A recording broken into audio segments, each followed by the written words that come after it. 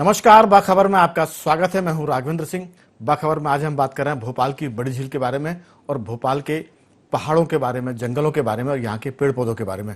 दरअसल हम बात करेंगे भोपाल की बड़ी झील की इसलिए भी क्योंकि रामसर साइट एक ईरान का शहर है जहाँ पर्यावरणविदों की एक बैठक हुई थी और उस बैठक में दुनिया भर की चुनिंदा झीलों के बारे में चर्चा हुई थी और भोपाल की बड़ी झील को इस साइट के लिए चुना गया था। इसलिए इसका नाम रखा गया था रामसर साइट। दरअसल ये नाम इसलिए कि रामसर शहर में इसका एक तरह से सम्मेलन हुआ था। देश भर के या दुनिया भर के विशेषज्ञ वहां इकट्ठे हुए थे। ईरान शहर में के रामसर में 1971 में सम्मेलन हुआ था और 2002 में भोपाल की बड़ी झील को रामसर साइट के नाम से घोषित किया गया था। इसलिए आज भोपाल के उन लोगों ने बड़ी झील को लेकर उसकी वर्षगांठ मनाई, क्योंकि रामसर साइट की जो घोषणा हुई थी वो आज के दिन हुई थी और भोपाल की झील के आकार का एक केक बनाया गया और उसको भोपाल की झील के चहेतों ने काट कर उसका एक तरह से इस बात का इजहार किया कि वो बड़ी झील को बचाएंगे, यहाँ के पेड़ पौधों को बचाएंगे और इस जंगल के आसपास, झील के आसपास जो वन्य प्राणी घूमते, खासतौर से हम टाइगर की बात करें जो घूमते हैं, उनको बचाने की बात की जाएगी। तो बहुत सारी बातें हैं जो कम से कम ये बताती हैं कि भोपाल की बड़ी झील और भोपाल के आसपास का इलाका कितना जरूरी है लोगों के लिए। हम इस महत्वपूर्ण मुद्दे पर बात करेंगे। हमारे साथ टेलीफोन लाइन पर विशेषज्ञ जुड़े हैं और विशेषज्ञों में हमारे पास कह सकते हैं कि पर्यावरण के साथ साथ वन के बारे में जानकार जो विशेषज्ञ हैं, शेर के बारे में जानकार विशेषज्ञ हैं, डॉक्टर पावला जी। पावला जी, आपका बहुत बहुत स्वागत है। ओके, IND24 में आपका बहुत बहुत स्वागत है। मेरी आवाज सुन पा रहे हैं आप ठीक से? जी, मैं सुन पा रहा हूँ जी। पावला जी, दरअसल हमारा सवाल भोपाल की बड़ी झील को लेकर भी है, पहाड़ों को लेकर भी है और भोपाल के आसपास के जो इलाके हैं, पहाड़ हैं, वहां टाइगर का जिस तरह से मूवमेंट होता है उसको लेकर भी है और किस तरह से भोपाल की बड़ी झील, उसके आसपास के इलाकों को लोग बर्बाद कर रहे हैं। और शेरों की हम बात करें, टाइगर की बात करें, मध्य प्रदेश भले ही टाइगर स्टेट है लेकिन भोपाल के आसपास जो टाइगर इलाका है वो खतरे में है। आपकी इसमें राय? मेरी राय इस मामले में ये है कि भोपाल के आसपास की जो ग्रीनरी है हमें वो हर हालत में बचानी चाहिए, लेकिन भोपाल के आसपास, इतने बड़े शहर के आसपास टाइगर जैसे खतरनाक जानवर का होना कोई बहुत अच्छी बात नहीं है जी। टाइगर को हमें शहर से दूर रखने की व्यवस्था करना चाहिए और लेकिन इसका मतलब ये नहीं है कि आसपास का जो जंगल है, जो ग्रीनरी है, पेड़ है, उनको नष्ट होने दें। उनका अपना महत्व है शहर के सौंदर्य के लिए भी, शहर के वातावरण के लिए भी, हमारे जो बड़ी झील है उसको पानी सप्लाई करने के लिए भी। उनके लिए तो हमें सब भोपाल के विकास में पूरी जगह होना चाहिए जी। शेर अच्छे लगते हैं लेकिन मेरे ख्याल में शहर के आसपास ना तो शेर सुरक्षित हैं, ना ही हमारे उस क्षेत्र में रहने वाले लोग सुरक्षित हैं जी। और अंत में शेरों को ही क्षति होगी यदि कुछ दुर्घटना हो जाती है तो जी। तो इसलिए मेरे ख्याल में हमें ये करना चाहिए कि टाइगर्स को शहर के आसपास आने न दिया जाए। जो अगर फेंसिंग हो सकती है वो कर लें। अगर लगता है कि उसके बावजूद भी नहीं रुक रहे हैं तो उनको मेरे ख्याल में हमें वापस जंगल में उठा के ले जाना चाहिए। जी, मेरा आपसे एक सवाल है कि अगर जंगल में लेके उनको जाना चाहिए लेकिन जंगल में शहर पहुंच जाए तो क्या करना चाहिए? ये देखिए, ये तो बड़ी मुश्किल चीज है। ये तो किसी जमाने में सारी दुनिया ही जंगल थी। हम पैदा हुए तो हमें कहीं ना कहीं तो रहना ही है जी। और जितनी आदमी की संख्या है, जितना भी हिंदुस्तान की पॉपुलेशन है, उसके हिसाब से हम लोग पूरी कोशिश कर रहे हैं कि जंगल जानवर बचे रहें और कोशिश करने की जरूरत है जी। लेकिन हमने इसी जो, क्योंकि आदमी और जानवर एक साथ रहना मुश्किल है और हमारे यहाँ देश में जगह की कमी है, इसलिए ही हमारी सरकार ने नेशनल पार्क, सेंचुरीज बनाई हैं ताकि वन्य प्राणियों के लिए। हम सब जगह व्यवस्था नहीं कर सकते अच्छी, लेकिन ये ऐसी जगह है जहां हम इनके लिए पूरी व्यवस्था रखेंगे। बिल्कुल, आपने जो क्षेत्र हम नया जो सुझाव क्षेत्र दिया हमने है। वन्य प्राणियों के लिए डेडिकेट कर दिए हैं जी। उस क्षेत्र को सुरक्षित बनाएं उनके लिए। वहां अगर आदमी का दखल है उसको कम करें, गांव है तो गांव हटाएं, लेकिन जहां आदमी ज्यादा हैं वहां बाघों का या दूसरे जो खतरनाक जानवर है उनका होना मेरे ख्याल में उनके लिए भी सुरक्षित नहीं है। बिल्कुल, आपने एक नई इसमें राय दी है कि जहां शहर जा रहे हैं, क्योंकि पूरी दुनिया किसी जमाने में जंगल हुआ करती थी, अगर इंसान है तो वो जाएगा और वो जंगल में भी जा सकता है, क्योंकि इंसान कहाँ रहे, उसके लिए रहने की जगह नहीं है। लेकिन सवाल यह कि जो टाइगर की टेरिटरी होती है, जो इसका अपना इलाका होता है, जहां वो सदियों से आ रहा है। भोपाल बनने के पहले भी वो टाइगर यहाँ आया करते थे, इसीलिए वो इस इलाके में आ रहे हैं। और माने जनसंख्या के बढ़ने की वजह से, शहरों के विकास की वजह से, बेशक आपने ठीक कहा कि शहरों के विकास को हम रोक नहीं सकते, इसलिए जंगलों में शेरों को दूर जाना पड़ेगा और उनको उनकी व्यवस्था करनी पड़ेगी।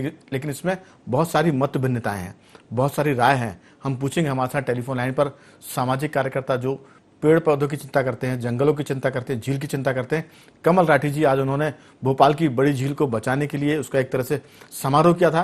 रामसर साइड में जो भोपाल को शामिल किया गया था, ईरान के शहर की जहां हम बात करें, 2002 में उसको किया गया था। आज शायद उसी की एक सालगिरह है जिसका उन्होंने केक काटा है। कमल राठी जी, पावला जी ने जो बात कही है वो ये कि विकास के लिए जंगलों में तो शहर बसेंगे, लोग जाएंगे, क्योंकि जनता अगर बढ़ेगी तो जनता कहां जाएगी, इसलिए जंगलों के जानवरों की रक्षा करते हुए उनका कहीं और इंतजाम करना चाहिए। तो ये भी एक किस्म की राय है कि बेहतर है कि आप जंगलों से शेरों को कहीं और शिफ्ट करें, ताकि जो इंसान जंगलों में जा रहा है वो सुरक्षित रह सके। लेकिन लोग ये भी कहते हैं कि हम जंगलों में दखल क्यों दे रहे हैं, विकास करने के लिए बहुत सारी चीज़ें हैं, हमने बहुत विकास की और उस विकास को हमने देखा कि किस तरह से पर्यावरण प्रदूषित हो रहा है, नदियाँ मर रही हैं, तालाब खत्म हो रहे हैं, और जंगलों की हम बात करें तो पेड़ पौधे नष्ट हो रहे हैं। उसी की वजह से कई बार अवर्षा की लोग बात करते हैं, कई बार प्रकृति के असंतुलन की बात करते हैं। तो ये बहुत सारी बातें हैं, दो तरह की चीज़ें हैं, एक पक्ष में भी है, विपक्ष में भी है। लेकिन हम बीच का रास्ता चुनना चाहते हैं जिसमें शेर बच जाए, जानवर बच जाए और लोगों का विकास भी हो जाए। राठी जी, आपकी इस पर राय? भाई साहब, मैं पावला साहब की बातों से कुछ हद तक सहमत हूँ, लेकिन ये जो क्षेत्र है जहाँ भोपाल में टाइगर आ रहा है, ये वहाँ उनके लिए मानदेय हैं, जो गुफाएं उनको लगती है और उस ढंग का प्लांटेशन है, और वो राता पानी से जुड़ा हुआ क्षेत्र है। और इसको सन 76 के भोपाल के पहले मास्टर प्लान में, जो हिंदुस्तान के चुनिंदा मास्टर प्लान में था, उसमें भी उस पूरे क्षेत्र को बचाने की ही प्रायोरिटी रखी गई थी। तो ऐसा नहीं है वो क्षेत्र, और शहर में बाकी अयोध्या बाईपास और इस तरफ के बहुत सारे इलाके हैं जहाँ बहुत सारे खुली जगह हैं, जहाँ अपन आवासीय गतिविधियों को प्रोत्साहित कर सकते हैं। इसलिए उस क्षेत्र को संरक्षित करने की बात हम लोग उठाते हैं। और मैं ख्याल से भाई साहब इस बात से सहमत होंगे कि वो क्षेत्र स्पेसिफिक उनके लिए बना हुआ है, उनके हिसाब से एटमॉस्फेयर है। आज हम टाइगर की ब्रीडिंग के लिए परेशान है, वहाँ एक ही परिवार के टाइगर में 18-20 टाइगर हो गए वहाँ पर। तो उनके लिए उनका उपयुक्त माहौल वहाँ मिल रहा है, जो भी उनको लगती है, और चीजें, गुफाएं हैं, पेड़ पौधे हैं, झाड़ी, वो सब वहाँ मिल रही हैं। इसलिए उनको संरक्षित करने की बात की जा रही है। बिल्कुल। और रही बात फिर भोपाल का बड़ा तालाब है, वो भी उससे जुड़ा हुआ है। तालाब है, तालाब से कलियासो, तो वहाँ पर एक प्लेजर वैली का प्लान था कि पहले पूरा ग्रीन बेल्ट एक बनाएंगे जिससे ह्यूमन और उसके बीच में इंटरेक्शन ना हो, बीच में ग्रीन बेल्ट बनेगा। लेकिन उसको 95 के मास्टर प्लान में धीरे से कम कर दिया गया। बिल्कुल। तो मैं लौटूंगा ये भोपाल की बड़ी झील के बारे में आपसे अलग से विस्तार से इसी आज के कार्यक्रम में हम बात करेंगे। लेकिन हमारे साथ टेलीफोन लाइन पर राशिद नूर खान भी जुड़ गए, जो भोपाल के जंगलों को बचाने की बात करते हैं, और हम कह सकते हैं कि मध्य प्रदेश में भोपाल विश्वविद्यालय है और उसके एसोसिएट प्रोफेसर डॉक्टर विपिन व्यास भी हमारे साथ टेलीफोन पर जुड़ गए। विपिन जी, आपका बहुत बहुत स्वागत है। जी धन्यवाद। दरअसल यहाँ पावला जी भी हैं जो वन्य प्राणी विशेषज्ञ हैं, और जिसे कह सकते हैं कि वन विभाग के मुखिया के पद से वो एक तरह से सेवानिवृत्त हुए हैं। लेकिन हम ये मानते हैं कि अधिकारी कभी सेवानिवृत्त नहीं होता। उनका कहना यह है कि जंगल तो अपनी जगह है, लेकिन अगर जनसंख्या बढ़ेगी, विकास आप चाहते तो जंगलों की तरफ भी शहर जाएगा। वहां के पेड़ पौधों को बचाने के साथ साथ वन्य प्राणी संरक्षण के लिए वहां के टाइगर को, वहां के जीव जंतुओं को आपको दूसरी जगह शिफ्ट करना चाहिए। तो ये भी एक किस्म की राय है, आपका इसमें क्या कहना है व्यास जी? जी जी, नहीं, वो पावला साहब जो कह रहे हैं बिल्कुल सही बात है, क्योंकि सिर्फ शहर बसा लेने से काम नहीं चलेगा। और विशेष करके अब हम देख रहे हैं कि भोपाल तो वैसे भी पहले बहुत ही हरा भरा माना जाता था, अभी भी काफी हरा भरा है। लेकिन ये बात भी सही है कि पिछले कुछ दिनों में जो डेवलपमेंट हुआ है उसमें हरियाली को थोड़ा नुकसान भी पहुंचा है, कंपनसेटरी प्लांटेशन भी हुआ होगा। लेकिन मेरा हमेशा से ये कहना है, चाहे तालाबों की बात हो या जंगलों की बात हो, हम इनको रिसोर्स की तरह देखते हैं, इकोसिस्टम की तरह नहीं देखते। बिल्कुल।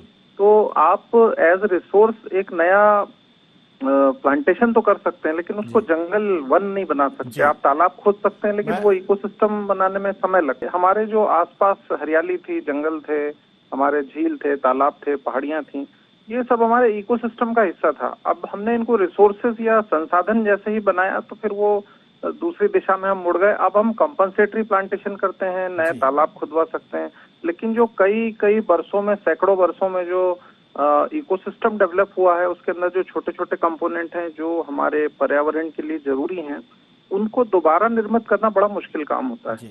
तो ये बात तो सही है, जैसा पावला साहब ने भी कहा कि हमारे आसपास अभी तो देखिए टाइगर बहुत नजदीक है शहर के, तो इसमें विकास जो हम करेंगे उसमें इन बातों का समावेश जरूरी है और एक इकोसिस्टम अप्रोच के साथ हमको इन संसाधनों को देखना चाहिए, जिससे कि हम सिर्फ प्लांटेशन, कंपनसेटरी प्लांटेशन कर दें, अगर हमारी हरियाली कम हुई तो किसी और जगह उतने पेड़ लगा दें, वो ठीक है, लेकिन थोड़ा सा इसको इकोसिस्टम को ध्यान में रखते हुए अगर हम करें और इनको बचाते हुए अगर विकास आपकी बात का मैं और खुलासा कर दूं।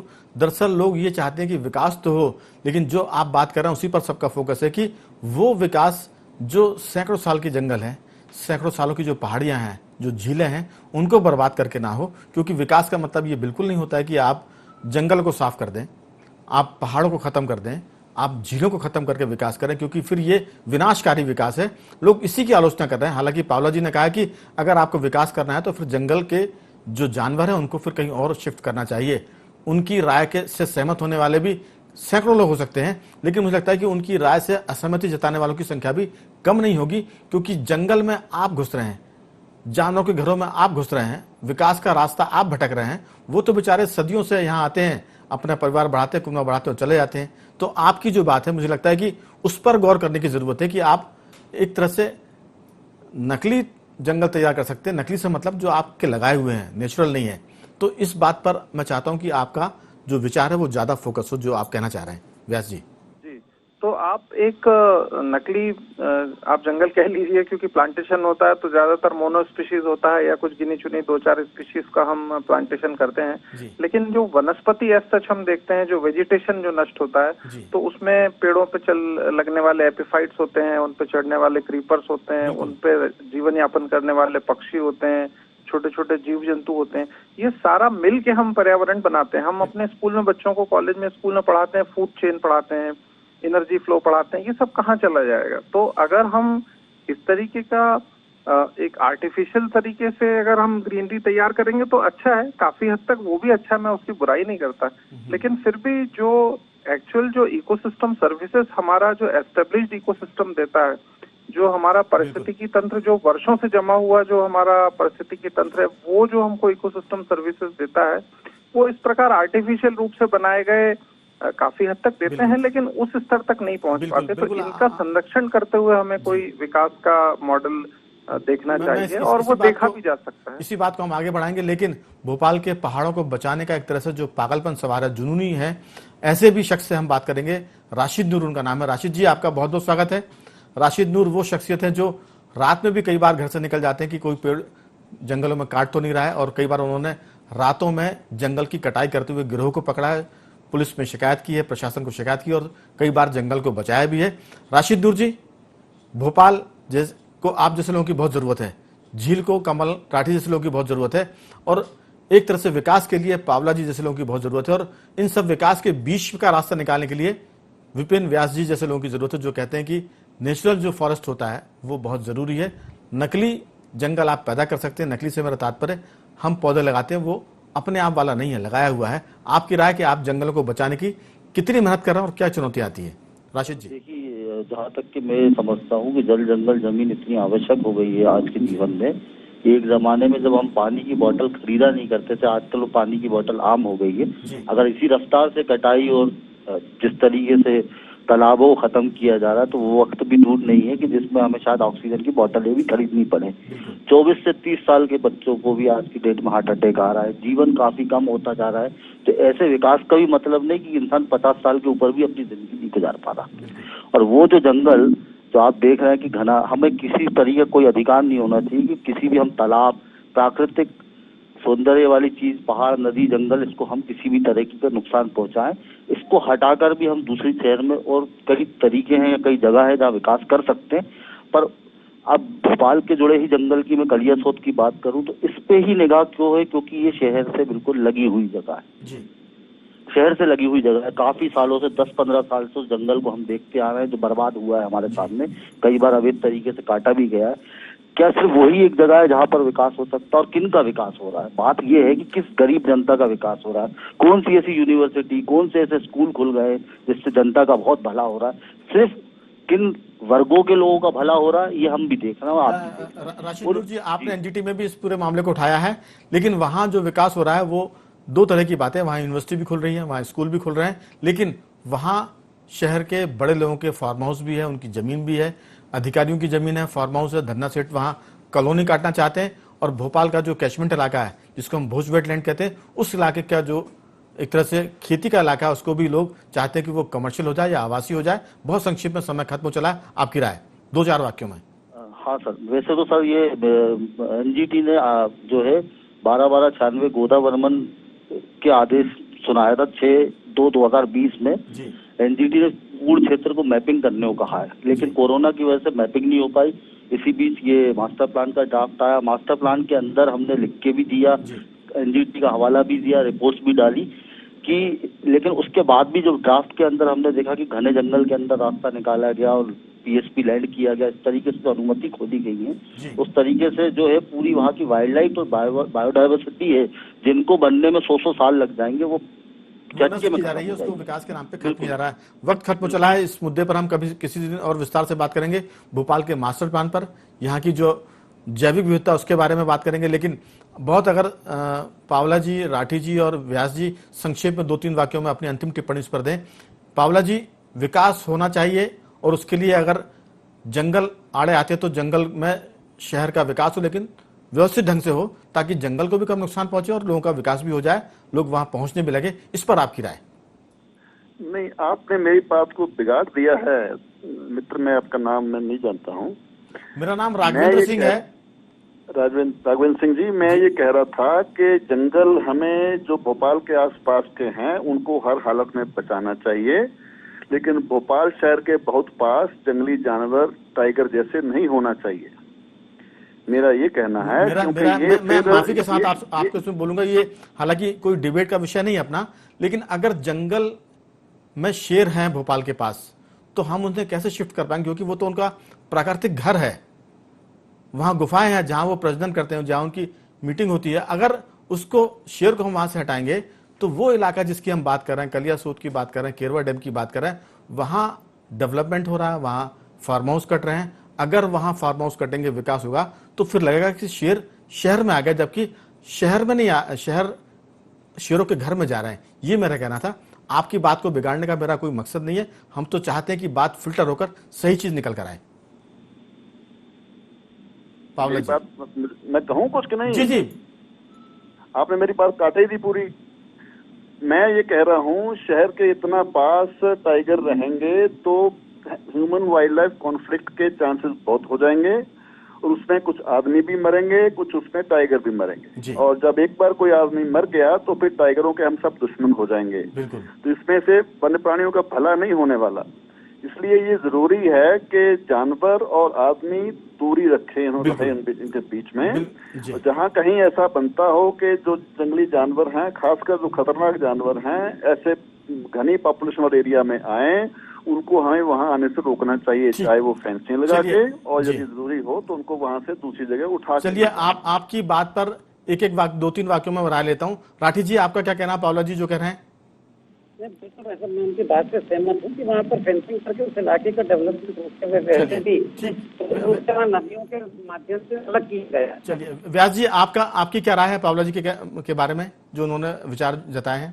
पावला साहब बिल्कुल सही कह रहे हैं कि अब क्योंकि विकास वहां तक हो चुका है, और ऐसी स्थिति जो आप बता रहे हैं, मैन एनिमल कॉन्फ्लिक्ट जो होता है, उसमें निश्चित रूप से अगर कोई इंसान को नुकसान पहुंचता है तो सारे लोग जानवरों के ही दुश्मन हो जाते हैं। बिल्कुल। तो निश्चित रूप से ऐसा कोई विशेषज्ञों की राय लेकर ऐसा उपाय निकालना चाहिए जिससे वन्य प्राणी भी सुरक्षित रहें और वहाँ के जो मानव जनसंख्या है वो भी सुरक्षित रहे, और एक बीच का रास्ता जरूर हमें ढूंढना। आपकी राय? जी, हेलो। हाँ, राशिद जी, आपका क्या कहना है इस मामले में? मेरा ये कहना है कि सर, ये जो पावला साहब बोल रहे हैं, ठीक है, मैं सहमत हूँ उस चीज से, लेकिन इस पे भी गहन चिंतन किया जाए कि आप जंगल में ही घुस रहे हैं। इसको आप देखिए, हम शहर में जानवर नहीं आ रहा है, हम जंगल की तरफ घुस रहे हैं विकास करते हुए। चलिए, अगर तो इस मुद्दे पर फिर कभी विस्तार से बात करेंगे। पावला जी, आपका बहुत बहुत धन्यवाद। लेकिन मैं आपको बता दूं कि हमारा बिल्कुल मकसद नहीं कि आपकी बात को काटें। हम चाहते हैं कि जंगल और इंसानों के बीच में एक ऐसा रिश्ता बने, एक ऐसी सुरक्षित दूरी बने जिससे जानवर सुरक्षित रहें और इंसान भी सुरक्षित रहें। कोई ना कोई रास्ता सरकार और विशेषज्ञ मिलकर निकाले। आप चारों मेहमानों का बहुत बहुत धन्यवाद कि आपने चर्चा में हिस्सा लिया। बखबर के रंग को समेट तो आते बखबर के अंतिम रंग की तरफ। आज हम आपसे बात करेंगे नासा की चेतावनी के बारे में। दरअसल धरती की मैग्नेटिक फील्ड में खतरनाक बदलाव के संकेत मिले हैं और ये धरती के लिए चिंता का विषय है। जमीन के एक बड़े हिस्से में धरती की चुंबकीय शक्ति कमजोर हो गई है। ये इतनी कमजोर हो चुकी है कि अगर इस इलाके के ऊपर विमान निकले तो उससे संपर्क स्थापित करने में दिक्कत आएगी। आखिर ये समस्या कहाँ है, क्या है और कैसे आई, इस पर बताया जाता है कि यह हिस्सा करीब 10,000 किलोमीटर तक फैला हुआ है। धरती के बहुत बड़े चुंबकीय हिस्से में कमजोर होने का ये इलाका बताया जाता है। 3,000 किलोमीटर नीचे धरती के आउटर कोर पर चुंबकीय क्षेत्र की शक्ति में कमी आई है। अफ्रीका से लेकर दक्षिण अमेरिका तक करीब 10,000 किलोमीटर का क्षेत्र सामान्य तौर पर इससे 32,000 नैनो टेस्ला होनी चाहिए थी, लेकिन 1970 से 2020 तक यह घटकर 24,000 से 22,000 नैनो टेस्ला तक पहुंच गई है। अमेरिकी अंतरिक्ष एजेंसी नासा से धरती के हिस्से पर चुंबकीय क्षेत्र में आई कमी या कमजोरी पर चिंता व्यक्त की गई है। बताया गया कि अगर वैज्ञानिकों की माने तो पिछले 200 साल में धरती की चुंबकीय शक्ति में 9% की कमी आई है। अफ्रीका से दक्षिण अमेरिका तक चुंबकीय शक्ति में काफी कमी देखी जा रही है। आप सोच रहे होंगे कि धरती की चुंबकीय शक्ति से आखिर हमें मतलब क्या है, लेकिन आपको बता दें कि धरती की चुंबकीय शक्ति की वजह से ही हम अंतरिक्ष में से आने वाले रेडिएशन से बचे रहते हैं। इस शक्ति के सहारे ही सभी प्रकार की संचार प्रणालियां जैसे सैटेलाइट, मोबाइल, चैनल आदि काम कर रही है। तो कुल मिलाकर पृथ्वी संकट में है, चुंबकीय संतुलन गड़बड़ हो रहा है। बखबर में आज सिर्फ इतना ही। कल किसी और मुद्दे पर आपसे बात करेंगे। तब तक बने रहिए हमारे साथ और देखते रहिए IND24।